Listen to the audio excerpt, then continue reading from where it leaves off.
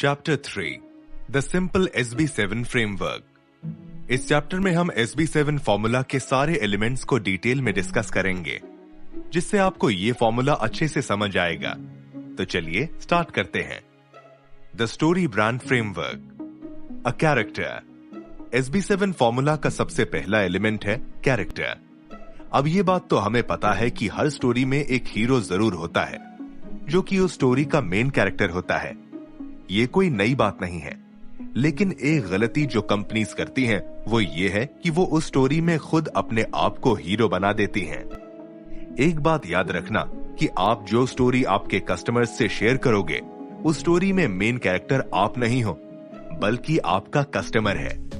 आपने कई सारी कंपनीज को देखा होगा, वो अक्सर अपने कस्टमर्स को बताते हैं कि उनकी कंपनी कितनी अच्छी है, उनके प्रोडक्ट्स कितने अच्छे हैं, वगैरह वगैरह।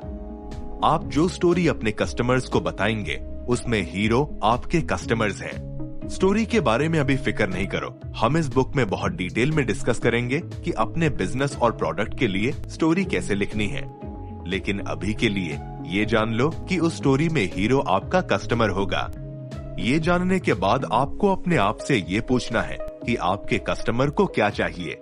हर स्टोरी में हीरो को कुछ ना कुछ चाहिए होता है, और फिर बाकी की स्टोरी में पता चलता है कि हीरो को जो चाहिए वो उसे मिलेगा या नहीं। इस बुक के सेक्शन 2 में हम SB7 फॉर्मूला के हर एक एलिमेंट को अलग अलग डिस्कस करेंगे, और वो भी बहुत डिटेल में। इस सेक्शन के फर्स्ट चैप्टर में हम कैरेक्टर के एलिमेंट को डिस्कस करेंगे। हम सीखेंगे अपने कस्टमर्स को अपनी स्टोरी में कैसे इनवाइट करना है, कैसे उन्हें स्टोरी का हीरो बनाना है, और आपके जितने क्वेश्चंस हैं उन सब के आंसर्स आपको मिलेंगे। Has a problem. Normally stories में होता ये है कि जो स्टोरीज का हीरो होता है वो एक बहुत ही पीसफुल लाइफ गुजार रहा होता है। उसकी लाइफ में सब कुछ ठीक होता है, लेकिन फिर उसकी लाइफ में कोई प्रॉब्लम हो जाती है, कोई वॉर शुरू हो जाती है, या फिर उसका कोई फैमिली मेंबर किडनैप हो जाता है, या फिर कोई भी प्रॉब्लम जरूर होती है। फिर वो हीरो उस प्रॉब्लम को सॉल्व करने निकलता है, और फिर वो पूरी स्टोरी इसी पर होती है। पूरी स्टोरी में हीरो उस प्रॉब्लम को सॉल्व कर रहा होता है, ताकि वो प्रॉब्लम सॉल्व हो और उसकी लाइफ पहले की तरह पीसफुल हो जाए। बिजनेस में जो कस्टमर्स होते हैं उनका केस भी ऐसा ही होता है।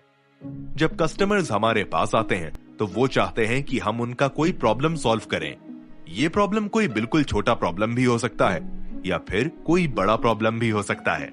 जैसे मान लो आपकी एक कंपनी है जो कि लॉन क्लीनिंग सर्विसेज देती है, या फिर ऐसे प्रोडक्ट सेल करती है जिससे कोई भी पर्सन अपने लॉन को इजीली क्लीन कर सके। अब कोई पर्सन आपके पास उसी वक्त आएगा जब उसे प्रॉब्लम होगी। हो सकता है कि उनके घर का लॉन बहुत गंदा हो, या फिर उनके पास उस लॉन को साफ करने का टाइम ना हो। कोई भी रीजन हो सकता है। जब हम अपने कस्टमर्स के प्रॉब्लम्स के बारे में बात करते हैं तो उनका इंटरेस्ट बढ़ जाता है। फिर वो हमारी ऑफर और हमारी स्टोरी को ज्यादा अच्छे से सुनेंगे, और हो सकता है हमारे ऑफर को एक्सेप्ट भी कर लें। लेकिन एक चीज जो मोस्टली कंपनीज भूल जाती हैं, वो ये है कि प्रॉब्लम्स 3 तरह की होती हैं: एक्सटर्नल प्रॉब्लम्स, इंटरनल प्रॉब्लम्स और फिलोसॉफिकल प्रॉब्लम्स। मोस्टली कंपनीज सिर्फ अपने कस्टमर्स की एक्सटर्नल प्रॉब्लम्स पर ध्यान देती हैं, लेकिन ये तीनों प्रॉब्लम्स ही बहुत इंपॉर्टेंट हैं, और इन्हें हम सेक्शन 2 के सेकंड चैप्टर में डिस्कस करेंगे।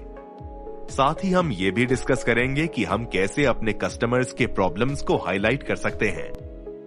And meets a guide. Story में जब हीरो को कोई प्रॉब्लम होती है तो ऐसा नहीं होता कि वो प्रॉब्लम को इजीली खुद से सॉल्व कर ले। जब हीरो को प्रॉब्लम होती है तो उसे कोई ना कोई गाइड जरूर मिलता है। मतलब उसे कोई ऐसा मिलता है जो उसे वो प्रॉब्लम सॉल्व करने में हेल्प करता है, या फिर हो सकता है कि हीरो को कोई ऐसा प्लान मिले, या फिर कोई भी ऐसी चीज जो उसे उसकी प्रॉब्लम सॉल्व करने में हेल्प करे। आपके बिजनेस की जो स्टोरी होगी उसमें ये गाइड आपका बिजनेस होगा। सबसे पहले तो ये याद रखना है कि हीरो आपका कस्टमर है। इसके बाद आपको उनके प्रॉब्लम को हाईलाइट करना है, और फिर उन्हें बताना है कि आपका प्रोडक्ट या आपकी कंपनी कैसे उनकी हेल्प कर सकती है। सेक्शन 2 के थर्ड चैप्टर में हम वो स्ट्रेटजीज डिस्कस करेंगे जिसकी हेल्प से आपके कस्टमर्स को ये पता चलेगा कि आप उनके गाइड हैं। Who gives them a plan. अब ये तो क्लियर है कि स्टोरी का जो हीरो है, मतलब आपका कस्टमर, उसे कोई प्रॉब्लम है। उसके पास एक गाइड भी है, मतलब आपकी कंपनी या फिर आपका कोई प्रोडक्ट। लेकिन आपका सिर्फ उनके पास होना काफी नहीं है। आपको उन्हें यह बताना भी पड़ेगा कि वो अपना प्रॉब्लम कैसे सॉल्व कर सकते हैं। आपको उन्हें कोई प्लान देना पड़ेगा या कोई स्टेप्स बताने पड़ेंगे जिसे फॉलो करके वो अपना प्रॉब्लम सॉल्व कर सकें। सेक्शन 2 के 4th चैप्टर में हम इस प्लान वाले स्टेप को डिटेल में डिस्कस करेंगे। हम 2 तरह के प्लान्स को डिस्कस करेंगे। पहला है अग्रीमेंट प्लान और दूसरा है प्रोसेस प्लान। हम सीखेंगे आप कैसे इन प्लान्स के थ्रू अपने कस्टमर्स का ट्रस्ट गेन कर सकते हैं, जिससे फिर उनके आपके प्रोडक्ट को बाय करने के चांसेस भी बढ़ जाएंगे। And calls them to action. Stories में जो हीरोज होते हैं वो एक्शन ऐसे ही नहीं लेते, उन्हें कोई कॉल टू एक्शन देना पड़ता है। मतलब ऐसा कुछ होता है जिसके बाद फिर वो एक्शन लेते हैं। जैसे मान लो एक स्टोरी है एक ऐसे आदमी के बारे में जिसे अपना वेट लॉस करना है। अब ऐसा तो नहीं होगा कि इस स्टोरी में अचानक से वो आदमी ये डिसाइड कर ले कि उसे वेट कम करना है। आप कोई भी स्टोरी देख लें, ऐसा नहीं हो सकता, क्योंकि हमारी रियल लाइफ में भी हम जब कुछ करते हैं तो वो ऐसे ही नहीं करते। एक्शन लेने के लिए हमें कोई ना कोई रीजन जरूर चाहिए होता है। जैसे ये जो स्टोरी है, हो सकता है कि इसमें हीरो को कोई चैलेंज मिला हो, या फिर उसे मैराथन भागना हो, या फिर उसने ये देखा हो कि उसकी हाई स्कूल क्रश एक योगा टीचर है, जिसके बाद उसके अंदर भी फिटनेस बनाने का पैशन आ गया हो। या इसके अलावा कोई भी ऐसा रीजन हो सकता है जिसके बाद उसने एक्शन लेने का डिसाइड किया हो। बहुत सी कंपनीज कभी भी अपने कस्टमर्स को एक कॉल टू एक्शन नहीं देती। सेक्शन 2 के 5th चैप्टर में हम डिस्कस करेंगे कि आप कैसे अपने कस्टमर्स को कॉल टू एक्शन दे सकते हैं, और मैं आपको ऐसे एग्जांपल्स भी दूंगा जिससे आपको पता चलेगा कि ये कॉल टू एक्शन कैसे काम करता है। That helps them avoid failure. Stories का एक सबसे बड़ा फायदा ये होता है कि उस स्टोरी की जो ऑडियंस होती है वो स्टोरी के साथ एंगेज्ड रहती है। स्टार्ट से लेकर एंड तक वो उस स्टोरी को ध्यान से सुनते हैं और देखते हैं। अब लोग स्टोरीज के साथ इतना एंगेज्ड इसलिए रहते हैं क्योंकि स्टोरीज में कुछ ना कुछ स्टेक पर होता है, मतलब कुछ रिस्क पर होता है। जैसे आपकी ऑडियंस को ये पता होना चाहिए कि अगर हीरो की प्रॉब्लम सॉल्व नहीं हुई या उसे जो चाहिए वो उसे नहीं मिला तो क्या होगा। हो सकता है कि हीरो को हीरोइन ना मिले, या फिर अगर एक्शन मूवी है तो हो सकता है कि कोई बॉम्ब फट जाए। कुछ भी हो सकता है, लेकिन हर स्टोरी में कुछ ना कुछ स्टेक पर होना चाहिए। ये चीज आपको अपने कस्टमर्स को भी बतानी है कि अगर वो आपका प्रोडक्ट या सर्विस बाय नहीं करेंगे तो उन्हें क्या नुकसान होगा। जैसे एक फास्ट फूड कंपनी है जिसका नाम है वेंडीज। वेंडीज अपनी एड्स में अपने कस्टमर्स को बताती है कि अगर वो उनका बर्गर बाय नहीं करेंगे तो उन्हें बहुत कम बीफ मिलेगा। वेंडीज के बर्गर्स के बारे में एक बात ये अच्छी है कि उनमें बीफ बहुत ज्यादा होता है। वो अपनी एड में दिखाते हैं कि अगर कस्टमर्स वेंडीज के अलावा कहीं और से बर्गर बाय करते हैं तो उन्हें कम बीफ मिलेगा। आपने अपने ब्रांड के साथ भी यही करना है। आपने कस्टमर्स को बताना है कि आपका ब्रांड कैसे उनके साथ कुछ बुरा होने से रोक सकता है। And ends in a success. दुनिया में जितने भी ब्रांड्स और बिजनेसेस हैं, आप उन सबको देख लें, वो किसी ना किसी तरह से लोगों की हेल्प करते ही हैं। जैसे एंटरटेनमेंट इंडस्ट्री में जो कंपनीज हैं, वो लोगों को एंटरटेन करती हैं। टेक्नोलॉजी कंपनीज आपको ऐसी टेक्नोलॉजी सेल करती हैं जो आपकी लाइफ को इजी और कंफर्टेबल बनाए। वेट वॉचर्स की हेल्प से आप अपना वेट लॉस कर सकते हैं, और इसी तरह हर कंपनी किसी न किसी तरह आपकी हेल्प करती है। आपको भी अपने कस्टमर्स को बताना होगा कि आपकी कंपनी से उन्हें क्या फायदा होगा।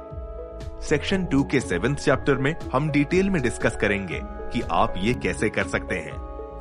When you feel confused, clarify your message. इस चैप्टर के बाद हम इस बुक के सेक्शन 2 को स्टार्ट करेंगे, जिसमें आपको अपनी ब्रांड स्क्रिप्ट भी लिखनी होगी। ब्रांड स्क्रिप्ट मतलब आपके ब्रांड की स्टोरी। नेक्स्ट सेक्शन में हम हर एक एलिमेंट बहुत ही डिटेल में डिस्कस करेंगे, और फिर साथ ही आपको अपना ब्रांड स्क्रिप्ट भी लिखना होगा। ब्रांड स्क्रिप्ट बस एक पेपर होता है जिसमें 1 by 1 आप इन 7 एलिमेंट्स को डिफाइन करते हैं। मतलब अभी हम जो 7 एलिमेंट्स डिस्कस करेंगे, इनके आंसर्स आपको लिखने होंगे। एक बार आपने ये ब्रांड स्क्रिप्ट लिख ली, इसके बाद आपको कोई कंफ्यूजन नहीं होगा और आपको अपने ब्रांड का मैसेज बिल्कुल क्लियर हो जाएगा। जब भी आप कोई मार्केटिंग करोगे या फिर कहीं भी अपने ब्रांड या बिजनेस की बात करोगे तो आपको पता होगा कि क्या बोलना है।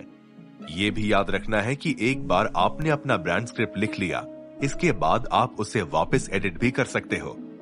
अगर आपके बिजनेस में कोई चेंज आए तो आपको ब्रांड स्क्रिप्ट फिर से लिखने की नीड नहीं है, आप उसमें चेंजेस कर सकते हो। इसके अलावा अगर आपका बिजनेस बहुत बड़ा है, जैसे मान लो आपके बिजनेस में कई सारे डिफरेंट डिविजन्स हैं, डिफरेंट प्रोडक्ट्स हैं, तो आप हर एक डिवीजन या हर एक प्रोडक्ट के लिए डिफरेंट ब्रांड स्क्रिप्ट भी लिख सकते हो।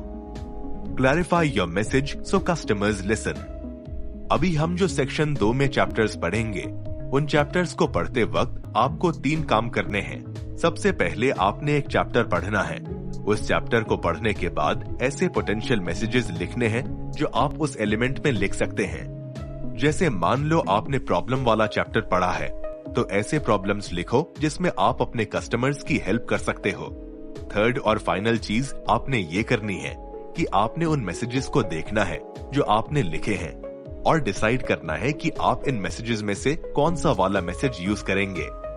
एक बार आपने अपना पूरा ब्रांड स्क्रिप्ट लिख लिया, इसके बाद आपके पास क्लियर मैसेजेस होंगे जो आप अपनी वेबसाइट, ऑफिसेज और हर जगह यूज कर सकेंगे। The stakes are high. मैंने इस चैप्टर में आप सबको SB7 फॉर्मूला के 7 एलिमेंट्स के बारे में काफी कुछ बताया है। अब आप में से काफी लोग ये सोचेंगे कि हमें इन 7 एलिमेंट्स के बारे में पता है, तो हम अभी भी अपना ब्रांड स्क्रिप्ट क्यों नहीं लिख सकते?